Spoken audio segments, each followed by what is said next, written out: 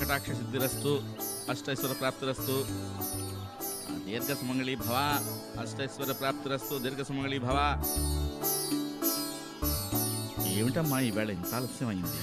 ఏం లేదు పూజారి గారు, కొంచెం పనుండి. సరేలే అమ్మా, ఇలా ఇవ్వు. ఏ ప్రతిఫలం ఆశించకుండా అందరూ బాగుండాలని ప్రతినిత్యం స్వామివారి పేరు మీద అర్చన చేయించే నీలాంటి వాళ్ళు గ్రామానికి ఒక్కరుంటే చాలమ్మా. నాకు స్వార్థం లేదని మీకెవరు చెప్పారు? స్వార్థమే ఉంటే ఎప్పుడు ఎవరి పేరునే కాకుండా స్వామివారి పేరు మీదే ఎందుకు అర్చన చేయిస్తావమ్మా? ఎవరికి వాళ్ళు వాళ్ళ పేర్లు చెప్పి స్వామివారికి అర్చన చేయించి ఏదో ఒక కోరిక ఆయన ముందు పెడుతుంటారు. ఎవరిని అనుగ్రహించాలో తెలియక ఆయన తికమక పడిపోతూ ఉంటారు.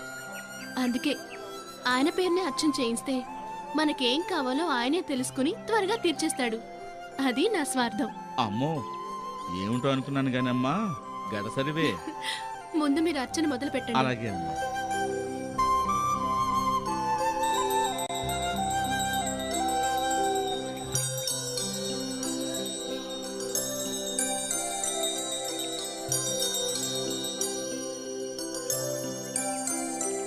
అమ్మా, హారతి తీసుకోండి.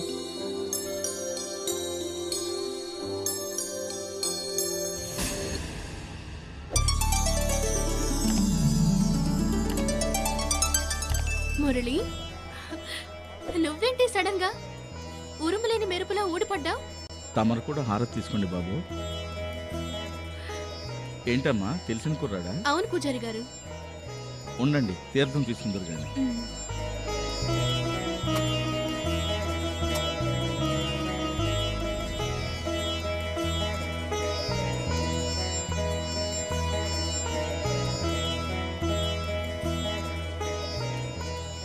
పద, వెళ్ళి కూర్చుందాం.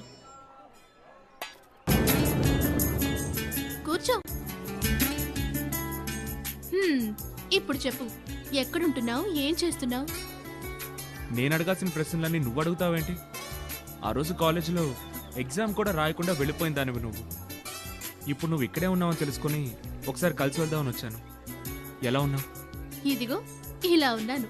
అంటే ఏముంది, ప్రకృతి మధ్యలో దైవ సన్నిధిలో ఉన్నానన్నమాట. నీలో ఆ చమత్కార ధోరణి పోలేదన్నమాట. ఎలా పోతుంది? అదేమైనా దుకాణాలో దొరికితే కొని తెచ్చుకునేదా ఏంటి?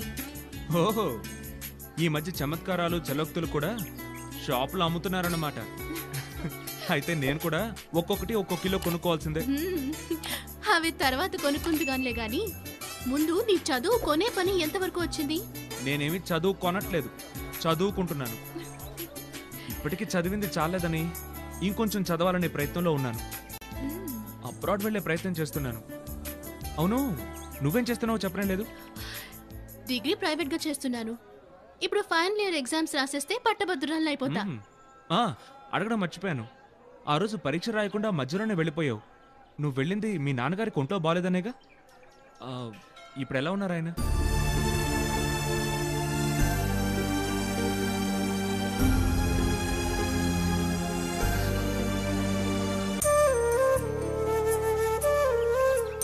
ఏం సరే, ఏమైంది?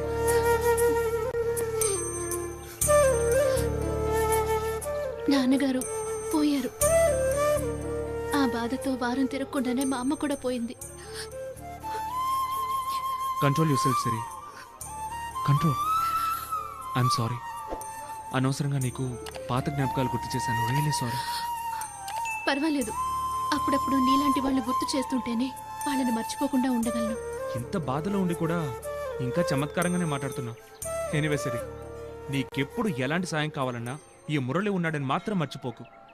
నన్ను డిమాండ్ చేసి అడిగే హక్కు నీకుంది. అంటే ఏదైనా అవసరానికి మాత్రమే నిన్ను గుర్తు పెట్టుకోమంటావు, అంతేనా? Don't be silly. I'm always silly.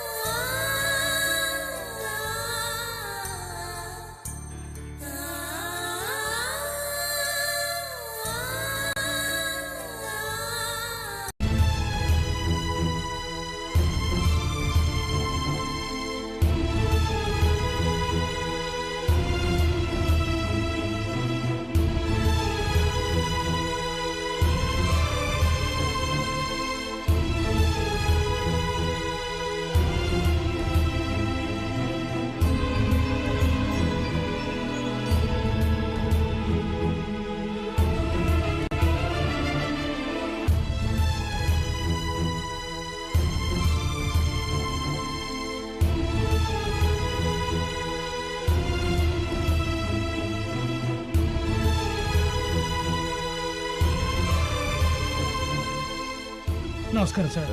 నమస్కారం అమ్మా. ఏమైంది సార్? ఎలా జరిగిందిట? ఇంకా తెలీదయ్యా. ఇప్పుడు ఎలా ఉన్నారు సార్? సార్కి ఏం కాలేదు కదా? ఐసీయూలో ఉన్నారయ్యా. డాక్టర్ గారు ఇంకా ఏం చెప్పలేమంటున్నారు.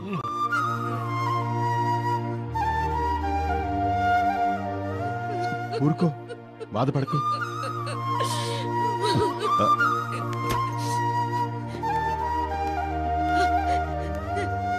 డాక్టర్ గారు, మా వాళ్ళకి ఎలా ఉంది?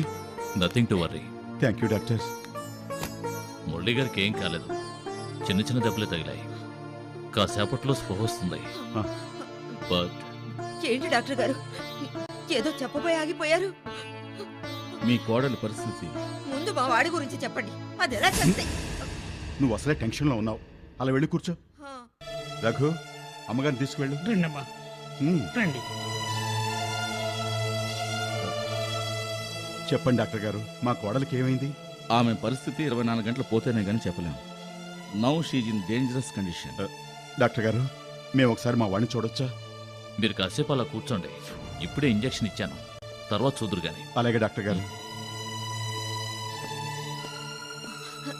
ఏమన్నారండి డాక్టర్ గారు? స్నేహ పరిస్థితి ఇప్పుడేం చెప్పలేమన్నారు. కాసేపట్లో మురళిని చూడొచ్చట. పీడ విరగడైపోయింది. ఏమిటే, ఇది హాస్పిటల్, మన ఇల్లు కాదు. బాధండి.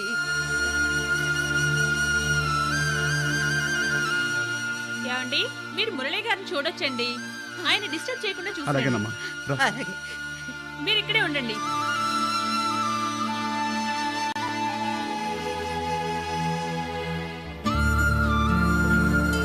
అయ్యో, ఏమండి?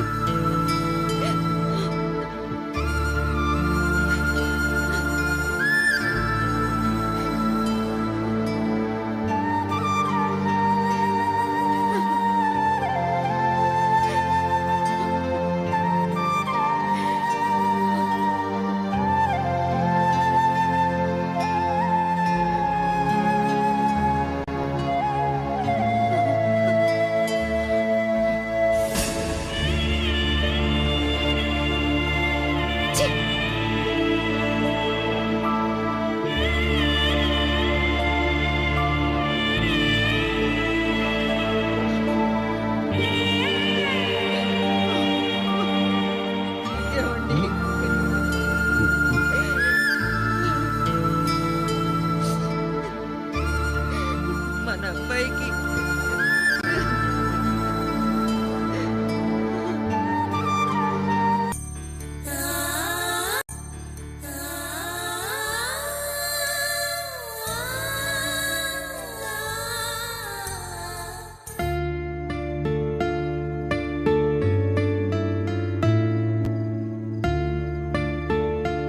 సిరి, రా మురళి, ఉండు, కుర్చీ తీసుకొస్తాను.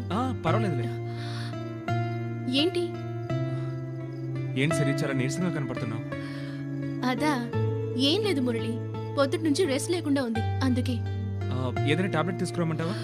పర్వాలేదు, ఇప్పుడే టాబ్లెట్ వేసుకున్నాను, కాసేపట్లో సర్దుకుంటుందిలే. ఇప్పుడే తమ్ముడిని చెల్లెల్ని నిద్రపుచ్చి ఇలా నడువాల్చాను, ఇంతలో నువ్వు వచ్చావు. అనవసరంగా నేను డిస్టర్బ్ చేశాను. I'm sorry. పర్వాలేదులే గాని, ఏంటి ఇలా సడన్ గా వచ్చావు? ఏమైనా విశేషమా? అబ్బే అదేం లేదు, నేను చూద్దాం అనిపించింది, అందుకే వచ్చానంతే. అంతేనా? అంత దానికి ఇంత దూరం, ఇంత రాత్రప్పుడు వచ్చావంటే నేను నమ్ముతానా? నమ్ముతావన్న నమ్మకంతోనే చెప్పాను, నమ్మకపోతే నీ ఇష్టం. నీ మీద నాకు నమ్మకం ఉంది మురళి. లాభం లేదు, ఈ మూడ్లో నా మనసులో ఉంది చెప్తే మనం మంచి ఫ్రెండ్స్గా ఉండిపోదామనే ప్రమాదం ఉంది. ఏంటి మురళి ఆలోచిస్తున్నావు? ఏం లేదు, నా మీద నీకున్న నమ్మకాన్ని వమ్ము చేయకుండా ఎలా కాపాడుకోవాలా అని ఆలోచిస్తున్నాను. కేవలం నన్ను చూడ్డానికి ఇంత దూరం వచ్చావని నువ్వు చెప్పిన అందమైన అబద్ధాన్ని మించిన అబద్ధం ఇది, నిజమేనా? బాగుంది, చాలా బాగుంది. నేనేమన్నా అబద్ధం, నువ్వేం చెప్పినా నిజమా? నిజమే. మరి నేను బయలుదేరనా? అప్పుడే వెళ్ళిపోతావా? కాసేపుండు, టీ పెట్టి ఏం తీసుకొస్తాను. వద్దు సిరి, నేను బయలుదేరతాను, ఇంకోసారి కలుస్తానులే. సరే, నీ ఇష్టం. Okay, bye.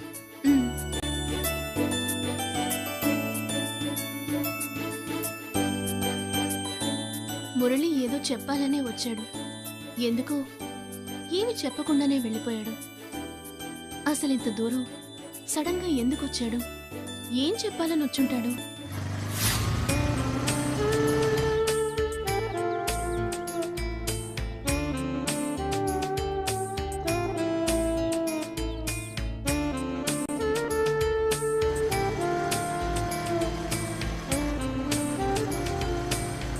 ఈ బస్సులు ఎప్పుడు ఇంతే, టైంకి ఒకటి రాదు, అవసరం లేనప్పుడు తెగ వచ్చేస్తాయి.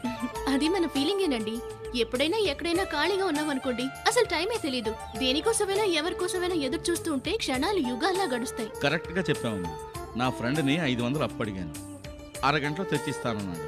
వాడు చెప్పి 5 నిమిషాలు కాలేదు, నాకేమో 5 గంటల్లా ఉంది. ఏం చేస్తాం?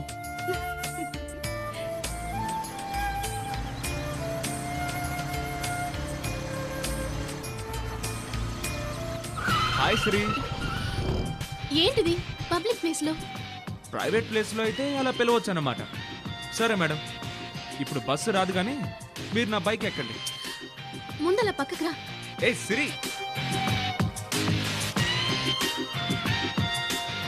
ఏంటి నీ బైక్ నేనెక్కాలా? కాదు, అదిగో ఆ పక్కన ఆంటీ ఎక్కుతుందిలే. చా వెటకారాలు చాలే గాని ముందు విషయం ఏంటో చెప్పు. అదే చెప్పాను కదా, నువ్వు ముందు బైక్ ఎక్కు. ఎందుకు? ఎక్కడికి? నువ్వు ముందు బైక్ ఎక్కితే అన్నీ చెప్తాను. ఎవరైనా చూస్తే బాగుండదు. పోనీ చూడకుండా కళ్ళు మూసుకొని ఎక్కి. చాలే నీ జోకులు. సరే పద. అదే